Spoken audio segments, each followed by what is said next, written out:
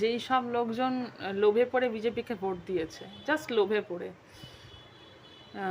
সেটা হলো যে, যেটা বলবো সেটা হচ্ছে এই যে বিজেপি প্রথম একটা ভাওতা দিয়েছে যে চাকরি দেবো, আসতেই চাকরি দিয়ে দেবো,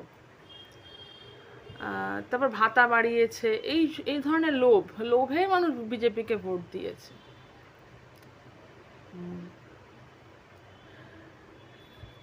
যে যত ভালো লোভ দেখাতে পারবে তার ভোট তত বেশি। সে জঙ্গি হতে পারে, সন্ত্রাসবাদী হতে পারে, কিন্তু সে ভোট পাবে। মানুষ লোভে পড়ে ভোট দেবে। কি লোভ আমি বলছি, সবচেয়ে বড় কত বড় বোকা হয় মানুষ। মানুষ জনসংখ্যা কমাচ্ছে না, বাচ্চা হইয়েই যাচ্ছে। তারপরে আশা করছে তারা চাকরি পাবে, যেখানে মানুষের ট্রেনে, বাসে, রাস্তায় জায়গা হয় না। রাস্তায় লোক গিজ করছে, মানে কী হারে জনসংখ্যা বেড়েছে, ভয়াবহ জনসংখ্যা বেড়েছে।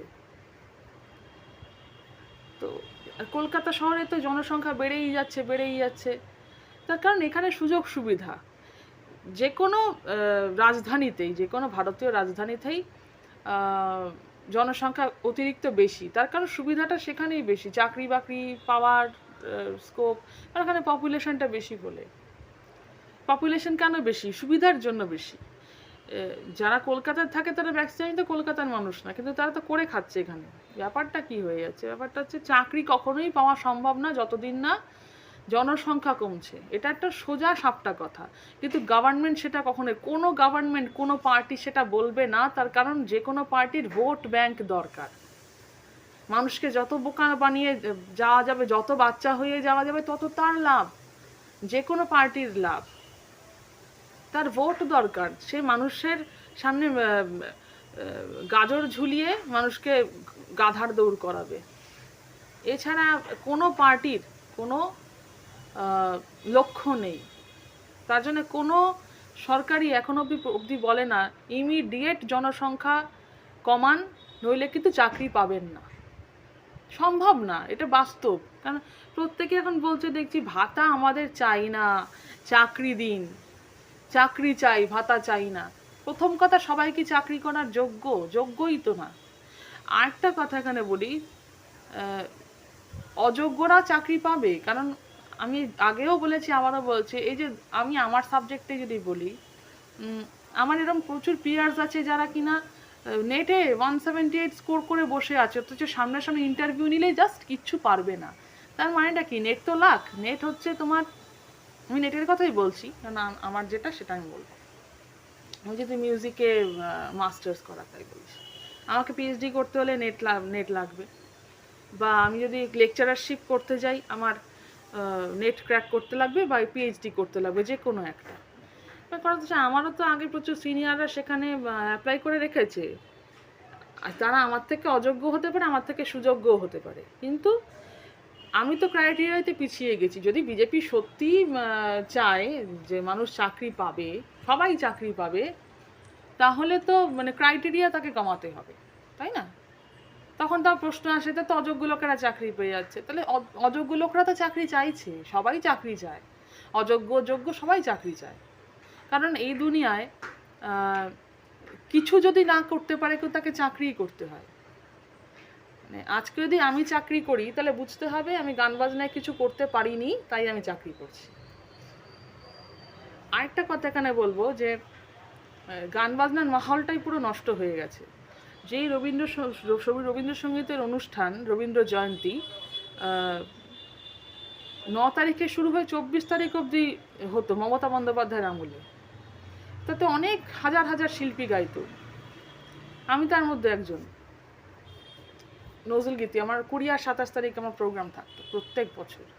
এটা কিন্তু এমন না যে মমতা বন্দ্যোপাধ্যায়ের সৃষ্টির প্রোগ্রাম, এটা কিন্তু তা নয়। এটা বামফ্রন্ট আমলে তৈরি হওয়া অনুষ্ঠান, যেটাকে মমতা বন্দ্যোপাধ্যায় আরও বাড়িয়েছে। মমতা বন্দ্যোপাধ্যায় এই জিনিসগুলো এনহ্যান্স করেছে। যেমন বাংলা সঙ্গীত মেলায় আমি বামফ্রন্ট আমল থেকে গাই। আমি 19 বছর ধরে বাংলা সঙ্গীত মেলায় গাই। তো আমি বামফ্রন্ট আমলটাকেও দেখেছি। হ্যাঁ, তখন টাকা কম দেওয়া হতো, অনেক টাকা কম দেওয়া হতো তখন, তো সামান্য টাকা, কিন্তু একটু করে কী করে বাংলা সঙ্গীত মেলা ফ্লারিশ করলো দেখেছি। 0 থেকে কিভাবে কতটা উঁচু 100-তে নিয়ে গিয়েছিল, আমি সবই দেখেছি, সবটা আমার দেখা। আমি বাম আমল থেকে এখানে আছি এই এই এই গান বাজনায়। তো কোয়ালিটিকে কোথাও মানুষ এনহ্যান্স করবে তা না, একটা কোয়ালিটি প্রোগ্রামকে কোথায় মানুষ এনহ্যান্স করবে তা না, কী করে আরও ভালো করে মানে ভালো করা যায় সেটা না দেখে ওরা বন্ধই করে দিল। তো প্রোগ্রামটা বন্ধ হলো বলে মানে 9 তারিখেই শুধু জাস্ট হলো রবীন্দ্র সদনে, আর বাকি যে এতগুলো মঞ্চ, শিশির মঞ্চ, এই সেই, সেগুলোতে যে হাজার হাজার শিল্পীরা গাইতো, সে হাজার হাজার শিল্পীদের রোজগার হলো না। তো শুধু কি গায়ক গায়িকা, যারা যন্ত্রাণুর সঙ্গে থাকে তাদেরও রোজগার হলো না, আরও কত কিছু যে প্রদর্শনী হয়, কোনো কিছুতে রোজগার হলো না, জাস্ট রোজগার বন্ধ। এতে এতে কী হলো, অর্থনৈতিক অনেক ক্ষতি হলো। এবারের 25শে বৈশাখে কবি প্রণাম অনুষ্ঠান একেবারে মানে নমনম করে হয়েছে, একদম নমনম করে হয়েছে, মানে না করলে নয় তাই। আর চতুর্দিকে আবার কি মাউরা সঙ্গীত বাজছে চতুর্দিকে, একটা রবীন্দ্রসঙ্গীত বাজতে শুনিনি বিজেপি ক্ষমতায় আসার পর, একটা রবীন্দ্রসঙ্গীত শুনিনি পাড়ায়। যেখানে তৃণমূলের পার্টি অফিসগুলোতে প্রত্যেকটা স্বাধীনতা দিবসে, প্রত্যেকটা রবীন্দ্র জয়ন্তী, নজরুল জয়ন্তীতে, 22শে শ্রাবণে সুন্দর করে সেই সব দিনের গান বাজানো হতো, দেশাত্মবোধক গান, রবীন্দ্রসঙ্গীত, নজরুলগীতি, একটা কালচারাল মানে একটা পরিবেশ ছিল। সেই পরিবেশটাই পুরো নষ্ট হয়ে গেছে বিজেপি আসার পর, কারণ ওরা তো এসেই পার্টি অফিসটা ভাঙচুর করেছে, আমাদের অঞ্চলের সমস্ত পার্টি অফিস ভাঙচুর করেছে। তারপর এটাও দেখেছি যে এরম দেখিনি, এরম ভয়ঙ্কর জঙ্গি কালচার এই প্রথম দেখছি।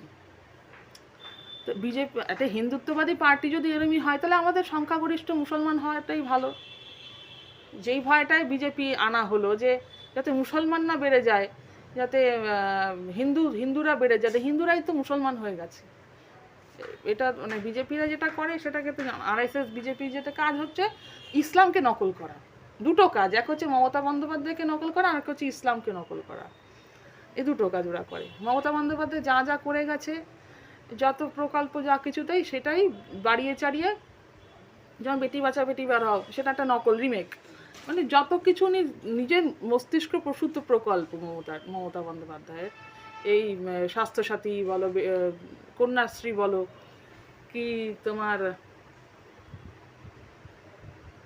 এই যে কেন মেয়েদের লক্ষ্মীর ভাণ্ডার, সব কটাই নাম বদলে রিমেকই, যেমন রিমেক হয়েছে না মণিচিত্র তারুর থেকে হয়েছে ভুলভুলাইয়া, হ্যাঁ ওরকম রিমেক আর কি। ওগুলোকে আমরা সাউথ রিমেক বলি, এগুলোকে আমরা মমতা রিমেক বলি। তো মমতা বন্দ্যোপাধ্যায় কিছুই তো কাজ করেনি, কিছুই করেনি, কিন্তু সেগুলো নকল করা হয়।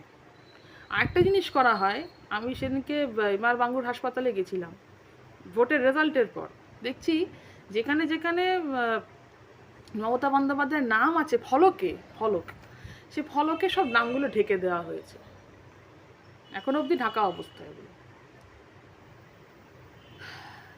বিভিন্ন মূর্তি ভাঙা মুহাম্মাদের কালচার, মানে ইসলামের কালচার, মূর্তি বাদ্যযন্ত্র ভাঙা ইসলামের কালচার। ঠিক সেরকমই বিজেপির কালচার হচ্ছে গান বাজনা বন্ধ। হ্যাঁ, শিল্পীদের নিয়ে কোনো চিন্তা নেই, শিল্পীদের যদি নিয়ে সে কেউ চিন্তা করে থাকে সত্য অর্থে, সেটা মমতা বন্দ্যোপাধ্যায় করেছিল। সে আমাকে কেউ চটি চাটা বলতে পারে, আমাকে যদি কেউ চটি চাটা বলে সে জুতো চাটা, ঠিক আছে, কেউ না কেউ কারো না কারো চটিটা চাটছে এখানে। হ্যাঁ, তা আমি একজনের চটি যদি চাটি তো তোমার সমস্যা হয়, তুমিও তো চটি চাটো, তুমি অন্য কারো চটি চাটো, আমি একজনের চটি চাটি। যাই হোক, যে যেটা ভালো করেছে সেটা বলতে হবে আমাকে। বামফ্রন্ট আমলে যদি কোনো ভালো কাজ হয়ে থাকে, বাংলা শহীদ পাওয়া তো বামফ্রন্ট আমলের, সবই বামফ্রন্ট আমলের, সেটাকে মমতা বন্দ্যোপাধ্যায় বাড়িয়ে নিয়ে গেছে অনেক দূর। তো সেটা বলবো না, ভালো কাজ কি বলা যাবে না নাকি? ভালো কাজ বলে সেটাকে চটি চাটা বলা হবে? বললে বলবে, কি আছে, অসুবিধা কি আছে? আমরা অনেক সময় ভেবেছিলাম তৃণমূল পার্টি টিকে থাকবে না হয়তো, এখন আমি একটা কথাই বলবো, তৃণমূল পার্টি যদি টিকে থাকে শুধুমাত্র শিল্প এবং সংস্কৃতির জন্য টিকে থাকবে। কারণ একটাই পার্টি, শুধু পার্টির কথা বলবো না, যে পার্টির যে মেইন লোক মমতা বন্দ্যোপাধ্যায়, সেই কিন্তু এই পার্টিটা মানে সেই কিন্তু শিল্প সংস্কৃতি প্রেমী ছিলেন, জেনুইনলি প্রেমী ছিলেন, জেনুইনলি। তো তো উনি নিজে হাতে এই জিনিসগুলো তৈরি করেছেন একটা একটা করে প্রোগ্রামগুলো। আচ্ছা ঠিক আছে, সব প্রোগ্রামে নাই হতে পারে, শ্রদ্ধাঞ্জলি নাই হলো, বাংলা মোদের গর্ব নাই হলো, অনেক প্রোগ্রাম নাও হোক, কিন্তু যেগুলি পেটেন্ট প্রোগ্রাম, যেগুলি একেবারে পার্মানেন্ট প্রোগ্রাম, যেমন রবীন্দ্র জয়ন্তী, যেমন নজরুল জয়ন্তী, সেগুলোকে তো করতে হবে। সেগুলো করবো না তো শিল্পীরা কি মানে না খেতে পেয়ে মরবে নাকি? মানে লোকে মানে বিজেপির কাছে কি শুধু চাকরি মানে এসএসসি, চাকরির পরীক্ষা মানে এসএসসি, আর মানুষ শুধু কাজ মানে শুধু চাকরি? মানে মানুষের কি মানে চাকরি ছাড়া আর কিছু করার নেই? সব মানুষ শুধু চাকরি করে যাবে, লোকের চাকরগিরি করে যাবে, তার শিল্প নেই, কিছু নেই, শিল্পী নেই, কেউ আঁকবে না, কেউ গান গাইবে না, সেটা দিয়ে তার রোজগার হবে না, তাকে শুধু লোকের চাকরগিরি করতে হবে, চাকরি করে যেতে হবে। আর ভাতা নিয়ে যারা বলছেন যে ভাতা বাড়িয়েছে, ভাতা নয় চাকরি চাই, ভাতা নয় চাই, চাকরি পাবেন না। জনসংখ্যা না কমালে কেউ চাকরি পায় না, পেতে পারে না। রাস্তাঘাটে জায়গা হয় না লোকের, নিজের বিল্ডিংয়ে জায়গা হয় না, এখন সব কোনটুকু কোনটুকু ফ্ল্যাটে থাকে। কেন এরকম থাকতে হয়? কেন? জনসংখ্যা বৃদ্ধি পেয়েছে বলে। জনসংখ্যা যতটা দরকার, একটা স্কুলে কটা টিচার লাগে, একটা একটা কলেজে কটা টিচার লাগে, কটা প্রফেসর লাগে, একটা একটা কটা লাগে, আর স্টুডেন্ট বেরোয় কতগুলো, কত গুণ স্টুডেন্ট বেরোয়, আর কটা লোক পড়ায়, আর কটা লোক পড়ানোর যোগ্য। তো অযোগ্যদের চাকরিতে তো বামফ্রন্ট আমলই ভালো ছিল, যখন ঝান্ডা ধরলেই চাকরি পাওয়া যেত। হ্যাঁ, খুব ইজি, ব্যাপারটা খুব ইজি ছিল। অনেক অযোগ্য লোক চাকরি পেয়েছে, আমরা তার জন্য সাফারার। অনেক আজে বাজে টিচাররা আমাদের পড়াতো। তো সেই দিনকে আবার ফিরিয়ে আনতে চাইছে পাবলিক, তাই হবে হয়তো, যে চাকরি চাই, চাকরি চাই। সত্যিই যদি বিজেপি চাকরি দিতে চায় তো ক্রাইটেরিয়া কমাক, যেমন মানে নেট নেট দেওয়া থাকতে হবে, কিংবা পিএইচডি করার থাকতে হবে। মানে কি 30টা বছর, জীবনের 30টা বছর তুমি এইসবের মধ্যে তোমাকে জাস্ট মানে তোমাকে সময়টা নষ্ট করে দেবে, তারপর তুমি কিছু পেতেও পারো, তুমি কিছু নাও পেতে পারো। তুমি মানে তোমাকে সব কিছু করে 30টা বছর অবধি তুমি পিএইচডি হ্যান ত্যান এগুলো করতেই থাকো, তারপর তুমি কি মানে চাকরির জন্য তৈরি করবে, মানে চলে যাবে বছরটা, মানে আরও বলছে আরও 5 বছর বাড়াবে, মানে কি তুমি আরও 5 বছর বেকার হয়ে থাকো। অবশ্য উপায়ও নেই, জনসংখ্যা এত বেড়েছে, জায়গাটা কোথায় চাকরি দেওয়ার? এখন একটা কর্মসংস্থানও যদি করতে হয়, একটা বাড়ি বানাতে হবে, সেখানে স্কুল বানাতে হবে, সেখানে এ করতে করতেই তো 10 বছর লেগে যাবে। হ্যাঁ, তো এটা একটা গেল। আরেকটা হচ্ছে যে ভাতা যারা চাইছে না, তাহলে নিশ্চয়ই অনেক টাকা আছে তাদের, তাদের ভাতা ছাড়া চলে যেতে পারে তারা, কাজও নেই, আবার ভাতা ছাড়াও তাদের চলবে না, অনেক টাকা নিশ্চয়ই তাদের আছে। ভাতাটা ভাতার যদি কথায় বলি, তাহলে একটা কথা আমি বলবো এখানে। আমার একটা জিনিস পরে মনে হয়েছে, যখন দেখছি যে ভাতা সবাই নিচ্ছে, ভাতা নিচ্ছে, গালি দিচ্ছে যে ভাতা চাই না, চাকরি চাই। তুমি কি চাকরি করার যোগ্য? তুমি চাকরি করার যোগ্যই না, তুমি চাকরি চাইছো কোন মুখে? আর তুমি যদি যোগ্য হও, জায়গা নেই চাকরি করার, তো তুমি কি না খেতে পেয়ে মরবে? আর তাই যদি হয়, একটা কথা বলি, দুটো জিনিস হতে পারে। এক হচ্ছে টাকা প্রথা উঠে যাওয়া, আর এক হচ্ছে টাকা প্রথা যদি থাকে, তাহলে সমস্ত মানুষের টাকা থাকার অধিকার আছে, এবং সেটার ব্যবস্থা সরকারেরই করার তার দায়। কারণ এই জনসংখ্যাই কিন্তু তাকে হেল্প করে সরকারে আসতে। যেই পার্টি ভোট পেল না, ধরুন ভোট পেল না, কিন্তু সেই যে ভোটটা তো তাকে দেওয়া হয়েছে, একটা জনসংখ্যা তো তাকে ভোট দিয়েছে, সে তো চেয়েছে যে সরকারটা হোক, সেই সরকার হয়নি, যেই সরকারই হোক তার একটা টাকা দেওয়ার দায়িত্ব আছে বলে আমি এখন মনে করি। কারণ এই দুর্মূল্যের বাজারে টাকা ছাড়া মানুষের চলবে না। মানুষের বাঁচতে গেলে টাকার দরকার, শিক্ষার দরকার, চিকিৎসার দরকার, খাদ্যের দরকার, বস্ত্রের দরকার। এই 5টা জিনিস ম্যান্ডেটারি। কেউ যদি কাজ করে তারও এই 5টা জিনিস থাকা উচিত বার্থরাইট হিসেবে। আর কেউ যদি এই মানে এই 5টা জিনিস কাজ না করলেও তার থাকা উচিত বার্থরাইট হিসেবে। কাজ করলে ভালো কথা, এক্সট্রা ইনকাম, কিন্তু একটা মিনিমাম ইনকাম প্রত্যেকটা মানুষের ফান্ডামেন্টাল রাইট। যে জিনিসটা মমতা বন্দ্যোপাধ্যায় দেখিয়ে দিয়ে গেছে, মমতা বন্দ্যোপাধ্যায় স্বাস্থ্যসাথী করে দেখিয়ে দিয়ে গেছে যে চিকিৎসা পাওয়া তোমার বার্থরাইট। এটা প্রথম কারো মাথায় এসছে। খাদ্যসাথী, যেমন খাদ্যটা তোমার বার্থরাইট, বস্ত্রসাথীটা হয়নি।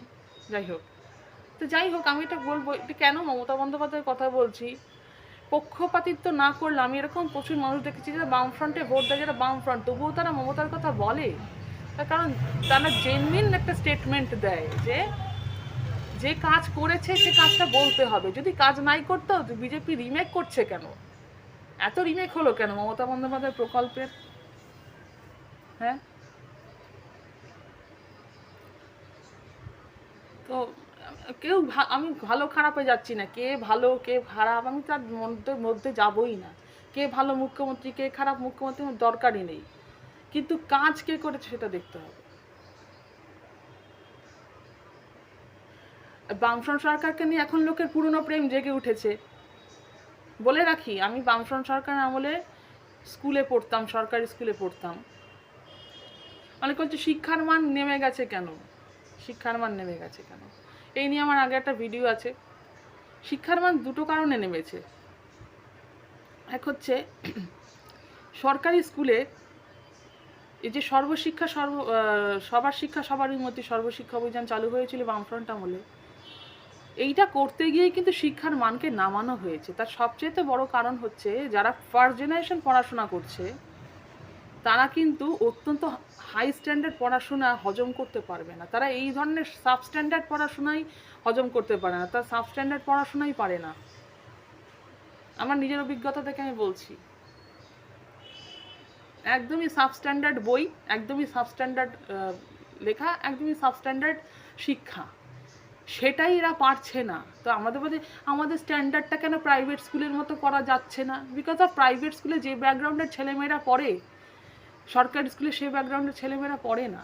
আগে পড়তো, ওই পড়াটা আরম্ভ হয়েছে বামফ্রন্ট সরকারের আমলে। কারণ বামফ্রন্ট সরকার শিক্ষার মানটাকে নামিয়ে দিয়ে গেছে। কারণ বামফ্রন্ট সরকারের ইচ্ছা ছিল যে যারা নিরক্ষর ফ্যামিলির ছেলে মেয়ে তারা যেন পড়াশোনায় আসে, এবং তারা তো খুব একটা ভালো পড়াশোনা নিতে পারবে না, তার জন্য শিক্ষার মানকে নামাতে হয়েছে। মাঝখান থেকে কি হয়ে গেল, যে মানটা এতটাই নেমে গেছে যে তোলা যায়নি আর। আমি অভিজ্ঞতা থেকে বলছি, আমি যখন প্রাইভেট স্কুলে পড়তাম সেইখানকার স্ট্যান্ডার্ড আর সেখানকার টিচারের স্ট্যান্ডার্ড আর এখানকার টিচারের স্ট্যান্ডার্ডের মধ্যে আকাশ পাতাল পার্থক্য। আমরা ভাবতাম যে এখানে ছেলেমেয়েরা বাংলা মিডিয়ামে পড়ে মানে বাংলাটা ভালো জানবে, বাংলায় ভালো পড়বে, আর ইংলিশ মিডিয়ামে আমরা যারা পড়ি তারা ইংলিশটা ভালো পারবো। একদম ভুল ধারণা ছিল। আমাদের সুন্দর করে তৈরি করা হতো, কিন্তু সরকারি স্কুলের ফ্যাকাল্টি এত খারাপ, টিচারদের স্ট্যান্ডার্ডই এত খারাপ ছিল। আমি বলছি বামফ্রন্ট আমলের টিচারদের কথা বলছি, খুব প্রেম জেগেছে তো বামফ্রন্টের প্রতি অনেকের। বুদ্ধদেব ভট্টাচার্যকে নিয়ে খুব নস্টালজিক হয়ে পড়ছেন অনেকে, এত ভালো মুখ্যমন্ত্রী ছিলেন যে শিক্ষার মানটা এত নেমে গেল। ওই যুগেই এত ভালো মুখ্যমন্ত্রী ছিলেন, শিক্ষার মান নেমে গেছে। জ্যোতি বসুর আমলে ইংলিশ তুলে দিল, শিক্ষার মান এত এগুলোকে অস্বীকার করা, ইতিহাসকে অস্বীকার করা। আজকে আমরা দেখছি বিজেপিরা সব ফলক থেকে নাম ঢেকে দিচ্ছে। এখনো কিন্তু জ্যোতি বসু বুদ্ধদেব ভট্টাচার্যর নাম আমরা দেখতে পেয়েছি। গত সরকার তৃণমূল সরকার কিন্তু সেগুলোকে ঢেকে দিয়ে যায়নি বা কোনো মূর্তি টুর্তি ভেঙে দিয়ে যায়নি। এই মূর্তি ভাঙা মুহাম্মদ কালচার শুরু হয়েছে এই বিজেপির আমলে। এই পুরনো সমস্ত কিছু যাকে নকল করছি তার নাম মুছে দেব, যাকে নকল করে আমরা এগোলাম তার নামটা মুছে দেব। তো এই যে বলছেন শিক্ষার মান নিয়ে, শিক্ষা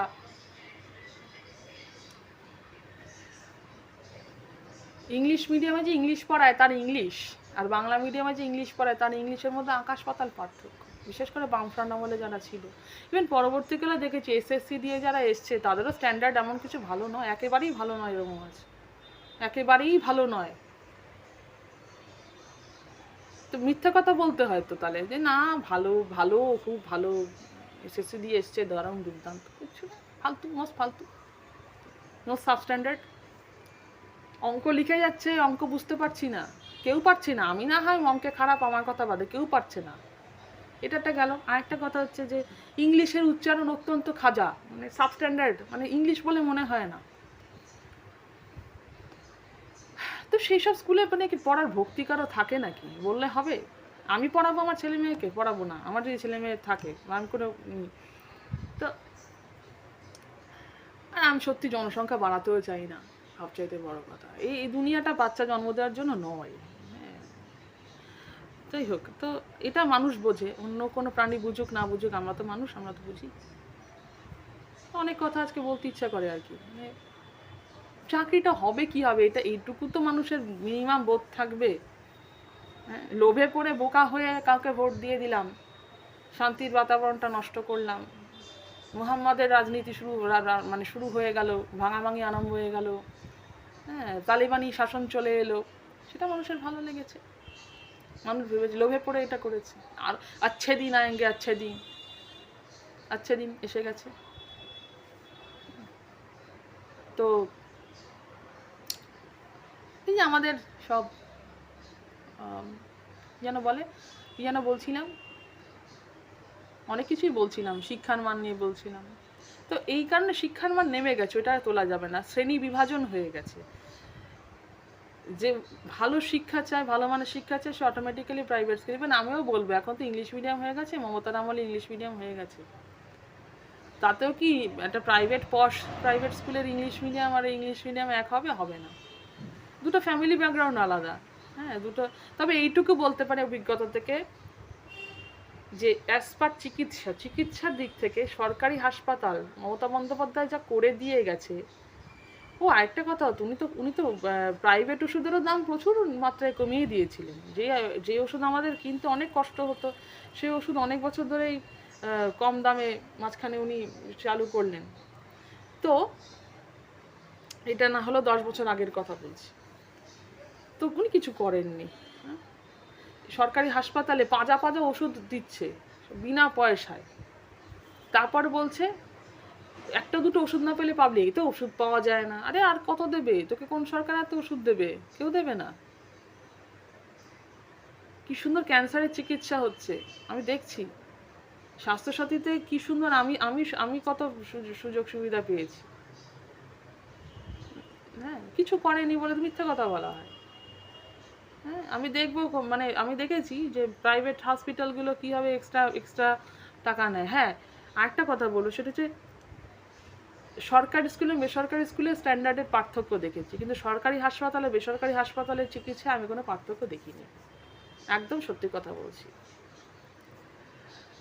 আমার মায়ের ক্যান্সারের চিকিৎসা যেমন সরকারি হাসপাতালেও হয়েছে, সেরকম বেসরকারি হাসপাতালেও হয়েছে, প্যারালালি হচ্ছে খুব সুন্দরভাবে।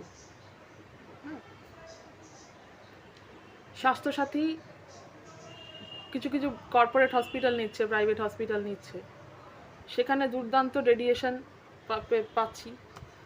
আবার এখন অনেকে সরকারি হাসপাতালে কেমো পাচ্ছে, অনেক অনেক দামি ওষুধ পাওয়া যাচ্ছে ক্যান্সারের। এগুলো কে করেছে? এত সুন্দর হাসপাতাল, যে বাঙুর হাসপাতাল বা বাঙুর সুপার স্পেশালিটি হসপিটাল, তো এত যে ভিড়, বেনিফিশিয়ারি কারা? পাবলিক। উনি যা করে দিয়ে গেছেন তা মাথাতেও আসবে না কারো। কারণ তার আগে তো বাঙুর হাসপাতালের নামে সব নাক ছিটকাতো বামফ্রন্ট আমলে। তো বামফ্রন্টের প্রতি আমার পুরনো প্রেম হঠাৎ জেগে উঠলো কেন বুঝতে পারলাম না। এতই ভালো ছিল যখন, তো সরকারটাকে চেঞ্জ করা হলো কেন?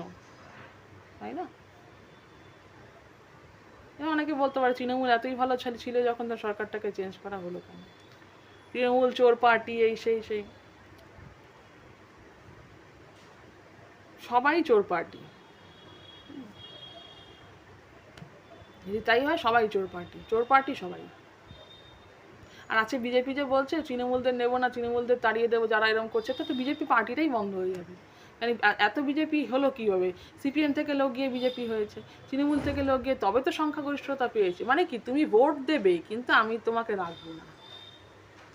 হ্যাঁ, মানে এরা তো আমার লোক না। শ্রমিক বন্দ্যোপাধ্যায় বলছে এই যে ভাঙচুর করছে, এদের যা ভাষা দেখছি, এটা তো আমাদের লোক না, তো কাদের লোক? তো বিজেপি পার্টিটা এত সংখ্যাগরিষ্ঠতা এলো কি করে? এরাই তো সংখ্যাগরিষ্ঠ করেছে না। আমাদের সময়, আমার ছোটবেলায় হাতে গোনা একটা দুটো বিজেপি দেখতাম, একটা দুটো বিজেপি, আর এখন সবাই বিজেপি।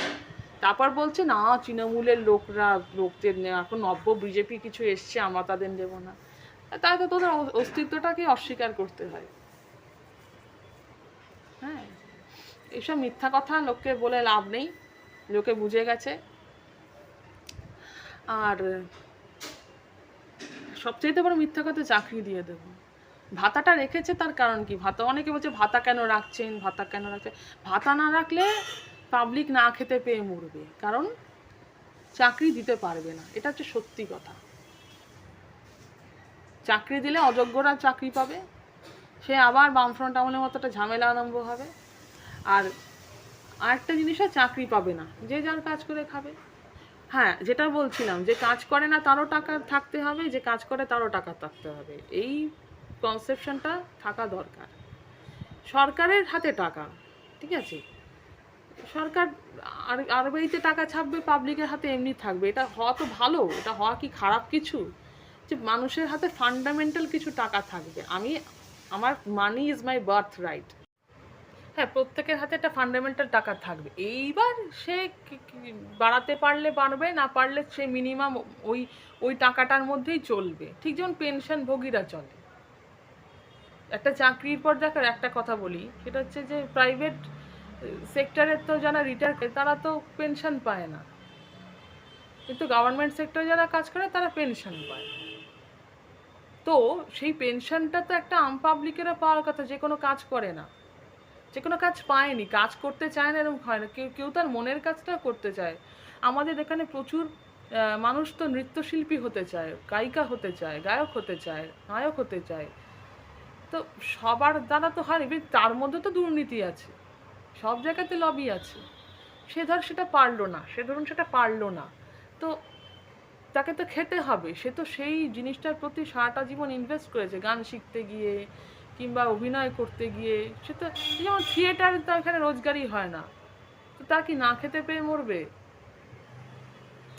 তাই সমস্ত শিল্পীদের একটা অর্থ থাকা দরকার, কারণ শিল্পীরা সব কাজ করতে পারে না। শিল্পীদের মনন এবং শরীর সব কাজ করবার জন্য নয়, এবং তাদের জন্য ক্ষতিকারক।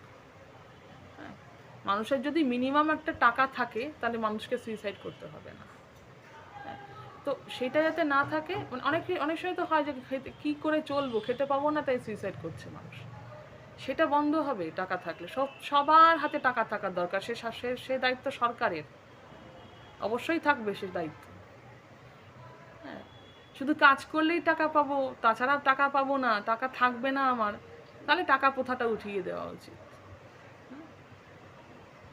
তো হ্যাঁ, মানুষ হবে। সরকারের সাথে মানুষের এমনিতেই একটা লেনদেনের সম্পর্ক আছে, ভোট লেনদেনের সম্পর্ক আছে।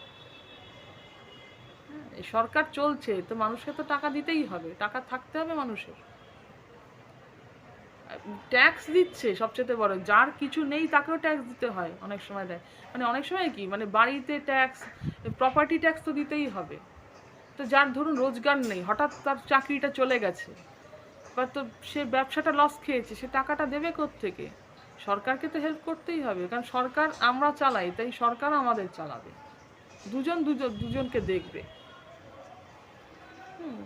এবার কেউ চাইলে টাকাটা বাড়াতেই পারে, এটা ফান্ডামেন্টাল একটা টাকা থাকলে তবে টাকা বাড়ানো যায়। কিছুই নেই, সে টাকা বাড়াবে কিভাবে? Money, medical treatment, food, education and garments, এটা থাকতে বাধ্য বার্থ রাইট হিসেবে। এটা আমার হঠাৎ মাথায় এসছে, এটা ঠিক করেছে যে ভাতার ব্যবস্থা করেছে, বেশ করেছে, ঠিক করেছে। কারণ সবাই চাকরি পেতে পারে না, হতে পারে না, এটা অবাস্তব কল্পনা। আর ব্যবসা সবার দ্বারা হবে না। আর তার চাইতে বড় কথা, এই তো আমাদের শিল্পীদেরই তো মানে কি অবস্থা। শিল্পীদের কথা একমাত্র মমতা বন্দ্যোপাধ্যায় হয়েছে, কই এরা তো কেউ শিল্পীদের নিয়ে কিছু বলছে না, যে প্রোগ্রামের কি হবে, এই হবে, প্রোগ্রামগুলো চলবে কি না, সেই সব নিয়ে তো কোনো কথা নেই। আনকালচার্ড পার্টি তো।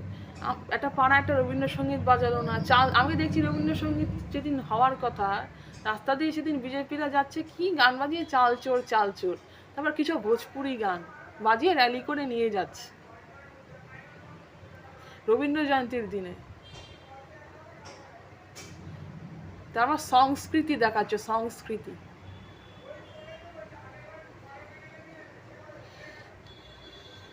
ইসলামে যেমন গান হারাম, সেরকম বিজেপিদেরও গান হারাম। হ্যাঁ, ইসলামে যেমন সমস্ত শিল্প হারাম, সেরকম বিজেপিদেরও সমস্ত শিল্প হারাম।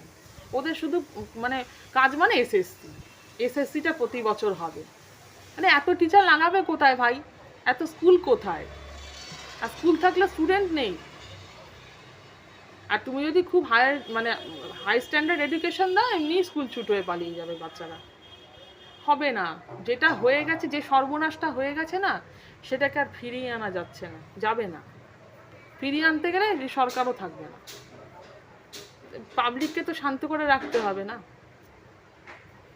তো এই সমস্ত ব্যাপারগুলো আছে, এইসব মিথ্যা খ্বাব খায়াল, এইসব মিথ্যা স্বপ্ন মানুষকে দেখিয়ে লাভ নেই।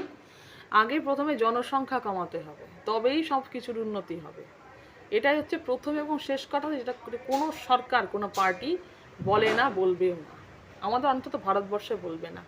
মানুষকে বোকা বানিয়ে যতদিন চালানো যায়, ভোট ব্যাংক বাড়ানো যায়, সেটাই একমাত্র সমস্ত পার্টি চেষ্টা করেছে, করবে। চাকরি দেব, এগুলো নাচানো। এটা হতে পারে না, এটা অবাস্তব।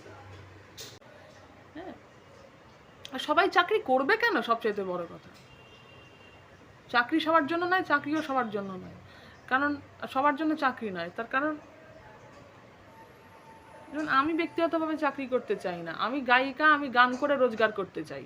Simple as that. আমি গান গাইবো, টাকা কামাবো, চলে আসবো। কারণ আমার গানটা আমি যথেষ্ট ভালো গাই। আর গানের জন্য ছোটবেলা থেকে আমি প্রচুর মেহনত করে তবে আমি এই জায়গাটায় এসেছি, যবে আমি গানটা গাইতে পারি।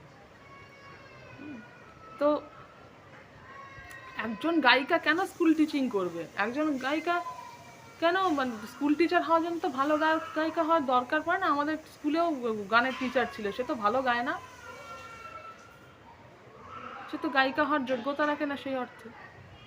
তো তাই সে চাকরি করে। তো আমরা যারা ভালো গাই, আমরা কেন চাকরি করব? খারাপ যারা গায় তারাও তো এখন প্লেব্যাক সিঙ্গার, তারাও আরডি, কত কি। তো আমরা কেন করব? সবই থাকতে হবে। যে নৃত্যশিল্পী, সে কেন হবে না? সে কেন কি বলে, সে কেন চাকরি করবে? তার শরীরের জন্যই সেটা ভালো, তার মনের জন্য সেটা খুব ডিপ্রেসিভ।